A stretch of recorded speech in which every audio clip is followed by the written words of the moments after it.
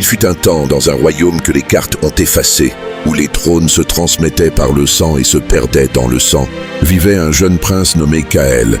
Il n'avait ni armée, ni sceptre, ni couronne. Seulement un nom, un souffle, une lignée et un destin. Son père, le roi Tamior, avait été trahi par les siens. Son oncle, assoiffé de pouvoir, avait plongé le royaume dans les flammes pour s'asseoir sur un trône glacé. La nuit où tout s'écroula, Kaël n'était qu'un enfant. Il vit sa mère périr dans les flammes du palais. Il vit les gardes qu'il appelait oncles lever leurs lances contre lui. Il ne comprenait pas encore que les royaumes tombent non par la force des épées, mais par la ruse des langues. Fuyant dans la nuit avec un vieux chevalier blessé, Kaël grandit loin des murs dorés de son enfance. Il apprit non dans des livres, mais dans la boue, dans la douleur, dans l'ombre des forêts interdites. Il apprit à survivre, à écouter le silence, à lire les cieux et à frapper non par haine, mais par nécessité. Pendant que son oncle gouvernait par la peur, le peuple mourait en silence. Les récoltes brûlaient, les familles se déchiraient, les anciens dieux étaient oubliés. Les chants de gloire s'étaient tus, remplacés par des cris et des malédictions. Mais quelque part dans la mémoire du vent, le nom de Kaël persistait.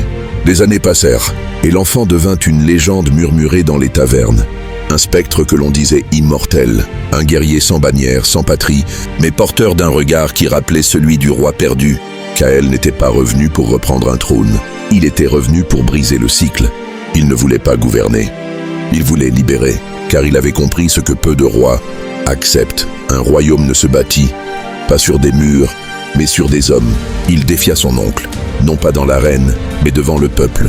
Il parla, il rappela, il réveilla. Et lorsque les derniers tambours de guerre se turent, Kaël marcha seul vers les ruines du vieux palais.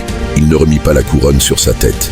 Il la plaça sur une pierre, et il déclara que désormais, le pouvoir appartiendrait à ceux qui luttent pour les autres, et non pour eux-mêmes. Kaël disparut ensuite. On raconte qu'il est devenu un simple voyageur, un enseignant, un bâtisseur de paix. Mais son nom est devenu feu sacré. Il fut le prince sans couronne, mais le roi des consciences.